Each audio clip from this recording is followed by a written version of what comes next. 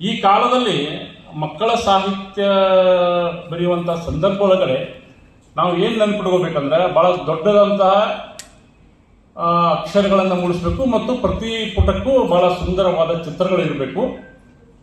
ಸರಳವಾಗಿ ಸುಲಭವಾಗಿ ಮಕ್ಕಳಿಗೆ ಅರ್ಥವಾಗುವ ರೀತಿಯಲ್ಲಿ ಹೇಳಬೇಕು ನಾವು.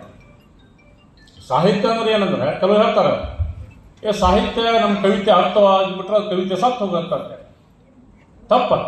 ಕವಿತೆ ಅರ್ಥ ಆಗಬಾರ್ದು. ಕವಿತೆ ಅರ್ಥ ಆಗಬಾರ್ದು. ಅದರಲ್ಲಿ ಪ್ರತಿಮೆಗಳನ್ನ ಅವು ಎಲ್ಲ ಹೇಳಿ ಅದು ಏನು ಹೇಳ್ಕೊತ ಬಂದು ಕವಿತೆಯನ್ನ ಕವಿ ಮತ್ತು ಓದುಗರ ನಡುವೆ ಒಂದು ದೊಡ್ಡ ಕಂದಕ ನಿರ್ಮಾಣ ಮಾಡೋದು ಅದಾಗಬಾರ್ದು. ಕವಿ ಮತ್ತು ಓದುಗರ ನಡುವೆ ಒಂದು ಸೇತುವೆ ಬ್ರಿಡ್ಜ್ ಕಟ್ಟಬೇಕಲ್ಲ ನಾವು. ಆ ಕೆಲಸವನ್ನ ಮಕ್ಕಳ ಸಾಹಿತ್ಯದ ಮೂಲಕ ಇಲ್ಲಿ ಮಾಡಿಕೊಂಡು ಬರ್ತಾ ಇದ್ದಾರೆ ಅನ್ನುವಂಥ. ಯಾಕಂದ್ರೆ ಇಲ್ಲಿ ಮಕ್ಕಳ ಕವನ ಸಂಕಲನದಲ್ಲಿ ನನಗೆ ಸ್ನೇಹಿತರು ತೋರಿಸಿದ್ರು, ಸರಿ ಚುಕ್ಕುಬುಕ್ಕು ರೈಲಿಗೆ ಬೆನ್ನುಡಿ ಬರೆದವರು ಮಕ್ಕಳೇ ಅಂತ ಹೇಳಿ. ಇನ್ನೂ ಒಂದು ನನಗೇನು ಖುಷಿ ಆತಂದ್ರೆ ಈ ಪುಸ್ತಕದ ಚುಕ್ಕುಬುಕ್ಕು ರೈಲಿನ ಪ್ರಯಾಣಿಕರು ಬೈತಾರೋ ಮಕ್ಕಳ ಫೋಟೋ ಹಾಕ್ಯಾರೋ. ಚುಕ್ಕುಬುಕ್ಕು ರೈಲಿನ ಪ್ರಯಾಣಿಕರು ಇವ್ರು ಯಾರಂದ್ರೆ ಇವು ಭವಿಷ್ಯತ್ತಿನ ಓದುಗರು ಇವರು. ಯಾಕಂದ್ರೆ ನಾನು ಅನೇಕ ಬಾರಿ ಪುಸ್ತಕ ಬಿಡುಗಡೆ ಆದಾಗ ಹೇಳ್ತಾ ಇದ್ದೀನಿ, ಕಥಾ ಸಂಕಲನ ಬಿಡುಗಡೆ ಆಗಿರ್ಬೋದು, ಕಾದಂಬರಿ ಆಗಿರ್ಬೋದು, ಕವಿತೆ ಆಗ್ಬೋದು, ಆ ಲೇಖಕರಿಗೆ ಹೇಳ್ತಿದ್ದೆ, ಮೊದಲು ನೀವು ನಿಮ್ಮ ಓದುಗರನ್ನು ಸೃಷ್ಟಿ ಮಾಡಿಕೊಳ್ಳಿ.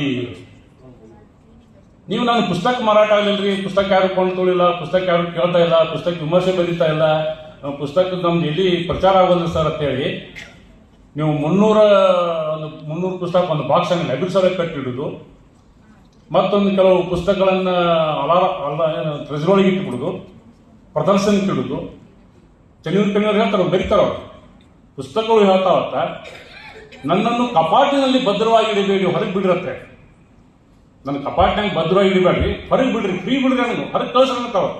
ಅಗದಿ ನಾವು ಪುಸ್ತಕ ಏನು ಮಾಡ್ತೀವಿ, ಚಂದ ಒಂದು ಇದು ಮಾಡ್ತೀವಿ, ಕ್ಲಾಸ್ ಇರುವಂಥದ್ದೊಂದು ಕಪಾಟ್ ಮಾಡಿಸಿ ಬಂದಾಗ ಎಲ್ಲ ತೋರಿಸ್ತೀವಿ, ಮತ್ತೊಂದು ಮುಚ್ಚಿಡ್ತೀವಿ. ಯಾರು ಕೇಳಿದ್ರು ಪುಸ್ತಕ ಕೊಡಂಗಿಲ್ಲ. ಪುಸ್ತಕ ಕೊಡ್ರಿ, ಒಂದು ಓದ್ ಕೊಡ್ತೀವಿ, ಪುಸ್ತಕ ನೋಡಿ ಸರ್ ಅಷ್ಟೇ ಓದಕ್ಕೆ ಕೊಡಕ್ಕೆ ಬರೋದು. ಒಬ್ಬ ಸಾಹಿತಿ, ದೊಡ್ಡ ಸಾಹಿತಿ ರೀ, ದೊಡ್ಡ ಕವಿ, ದೊಡ್ಡ ಹಿರಿ ಮನುಷ್ಯ ಒಂದು ರೂಮ್ ಮಾಡಿದ್ದ. ರೂಮ್ನಾಗ ಈಗ ಹೆಂಗೆ 1, 2, 3 ಗೋಡಿ ಅದಾವ, 3-4 ಗೋಡಿ, 3 ಗೋಡಿ ತುಂಬ ಪುಸ್ತಕ ಇಟ್ಟಿದ್ರು.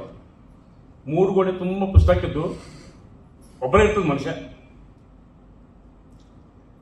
ಮಕ್ಕಳ ರೂಮ್ನಾಗ ಶಾಲೆ ಕಲಿ ಹುಡುಗದ್ದು, ಕಾಲೇಜ್ ಕಲಿಯುವಂಥ ಮಕ್ಕಳಿದ್ದು. ಒಬ್ಬಗೆ ಬರೇ ಪುಸ್ತಕ ಓದಿ ಚಟ ಹುಡುಗ, ಬರೇ ಪುಸ್ತಕ ಓದಬೇಕು ಅಂತ. ಸಾಹಿತ್ಯ ಹತ್ರ ಬಂದ್ರು, ಅವ್ರು ಬಂದೇನದ ಜರ ಮತ್ತು ನನಗೆ ಈ ಒಂದು ಪುಸ್ತಕ ಕೊಟ್ಟಿದ್ದೀನಿ, ಕಾದಂಬರಿ ಭಾಳ ಹಿಡಿಸಿಟ್ಟಿದ್ದನ್ನು ನಿಮ್ಗೆ.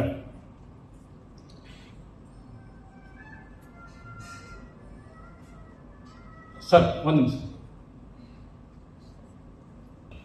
ಒಂದು ಪುಸ್ತಕ ಕೊಡ್ರಿ ಸರ್, ಓದಿ ತಂದು ಕೊಡ್ತು ನಾನು. ಅವಾಗ ಅವ್ರು ಹೇಳಿದ್ರು, ಇಲ್ಲ ತಮ್ಮ, ನಮ್ಮ ಪುಸ್ತಕ ಹೊರಗಡೆ ಕೊಡಂಗಿಲ್ಲ, ಅದು ಏನಿದ್ರು ಇಲ್ಲೇ ಓದಿ ಇಲ್ಲೇ ಇಟ್ಟು ಹೋಗ್ಬೇಕು, ಇಲ್ಲೇ ಓದಿ ಇಲ್ಲೇ ಇಟ್ಟು ಹೋಗ್ಬೇಕು. ಇಲ್ಲ ಸರ, ನಾನು ನಿಮ್ಮ ಮಗನ ರೂಮ್ನ ಅದೀನಿ, ಒಂದು ಸ್ವಲ್ಪ ಓದಿ ಕಿಶನ್ ತಂದು ಕೊಡ್ತೀನಿ. ಇಲ್ಲಪ್ಪ, ಏನಿದ್ರು ಇಲ್ಲೇ ಓದೋದು ಇಲ್ಲೇ ಇಟ್ಟು ಹೋಗೋದು.